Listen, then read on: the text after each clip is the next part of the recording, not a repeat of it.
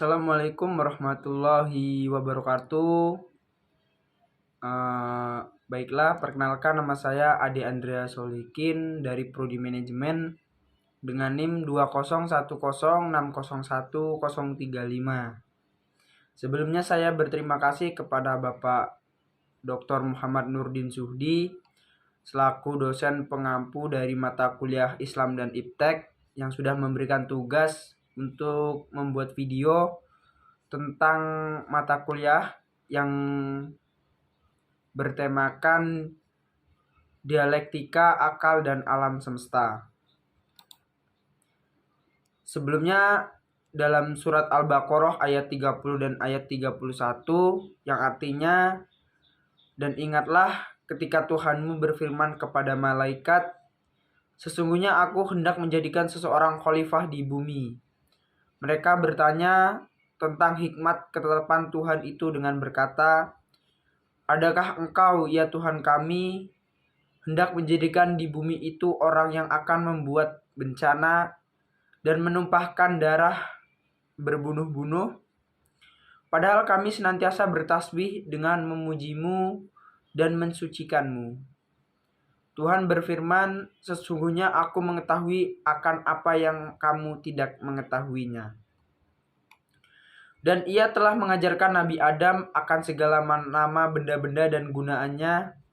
Kemudian ditunjuknya kepada malaikat, lalu ia berfirman, terangkanlah kepadaku nama benda-benda ini semua jika kamu golongan yang benar. Sejarah awal manusia di bumi.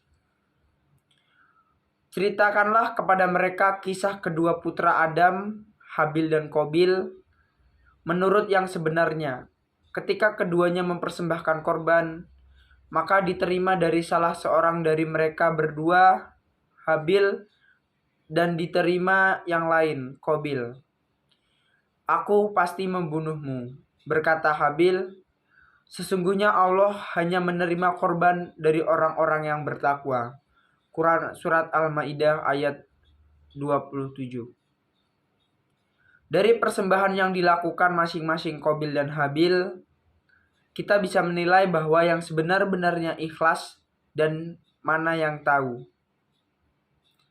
Tentu Habiblah yang tampak ikhlas karena berkurban dengan kambing pilihan terbaik yang dipunyai oleh Habil. Bukan Qabil yang dengan tanaman buruk hasil panennya. Ia juga mendedikasikan bahwa Qabil bukanlah seseorang yang bertakwa dan taat kepada Allah Subhanahu wa Ta'ala. Benar saja, api turun dari langit dan menyambar kambing milik Habil, sementara tanaman persembahan milik Qabil tidak. Artinya, kurban Habil diterima, sedangkan kurban Qabil tidak diterima. Qabil pun tidak terima dan merasa iri dengan Habil. Dengan itu Qabil mengambil batu besar dan memukulnya ke kepala Habil sampai meninggal. Dan itu adalah menjadi pembunuhan pertama di dunia. Selanjutnya adalah masa pre-human hominidae. Arti hominidae adalah bahwa itu adalah keluarga taksonomi yang primata yang mencakup manusia, simpanse, gorila, dan orang utan yang masih ada atau hidup atau sudah punah. Famili Hominidae adalah salah satu dari dua famili kera, superfamili Hominidea. Dalam sistem taksonomi ini, yang lain adalah Hylobatidae atau oa. Anggota famili Hominidae termasuk manusia tersebut sebagai kera besar, sedangkan anggota famili Hylobatidae disebut sebagai kera kecil. Secara historis, Hominidae hanya mencakup manusia dan kerabatnya yang hampir punah, yaitu mereka yang lebih dekat kerabat dengan manusia dibandingkan kera besar lainnya. Yang mencakup atau mencerminkan dua arti ini, ia mengacu pada manusia, simpanse, gorila, dan orang utan, serta nenek moyang mereka yang telah punah. dalam konteks ilmiah dan berkembang, namun juga populer terutama dalam antropologi, untuk melihat hominid hanya merujuk pada manusia dan nenek moyang mereka yang telah punah. Selanjutnya, hubungan hominidae dengan keturunan Adam. Semua kehidupan di bumi berevolusi dari organisme bersel tunggal yang hidup kira-kira 3,5 miliar tahun yang lalu. Sebuah studi baru tampaknya mengkonfirmasi yang mendukung nenek moyang universal yang dianut secara luas yang pertama kali diajukan oleh Charles Darwin lebih dari 150 tahun yang lalu. Manusia dari permulaan, kemudian Allah menjadikannya sekali lagi. Sesungguhnya Allah Maha Kuasa atas segala sesuatu. Al-Ankabut ayat 20. Al-Quran mengajarkan agar manusia melakukan penjelajahan di muka bumi ini untuk mengaktifasi pikiran atau akal agar mendapatkan ilmu yang bermanfaat.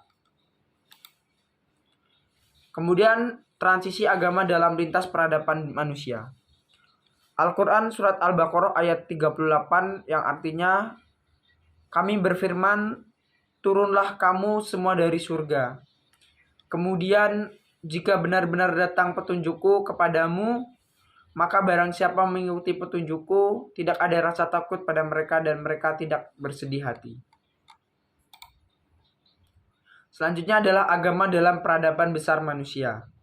Mengutip kata Einstein yang menyebutkan bahwa ilmu tanpa agama buta dan agama tanpa ilmu itu lumpuh. Menurut Muhammad Zazuli 2019, beliau menyatakan bahwa diperkirakan terdapat sekitar 4.200 agama dan aliran-alirannya yang berkembang di seluruh dunia. Berdasarkan sebuah laporan yang tercantum di Wikipedia, melaporkan bahwa terdapat 59% dari populasi penduduk dunia yang memeluk agama. 36% tidak memeluk agama dan 13% itu adalah ateis atau tidak mengenal Tuhan. Dalam masa ini dibagi menjadi dua periode. Yang pertama adalah periode klasik pada tahun 650 sampai 1250 Masehi. Pada masa ini peran bangsa Arab sangat dominan karena memang agama Islam yang diwahyukan kepada Nabi Muhammad SAW membuat bangsa Arab yang semula terbelakang, bodoh, tidak terkenal menjadi bangsa yang maju. Selanjutnya pusat pemerintahan hanya satu dan bertahan untuk beberapa adab. Selanjutnya bahasa administrasi seluruh wilayah kekuasaan Islam menggunakan bahasa Arab. Selanjutnya adalah periode pertengahan tahun 1250 sampai 1800 Masehi dan periode modern 1800 sampai sekarang.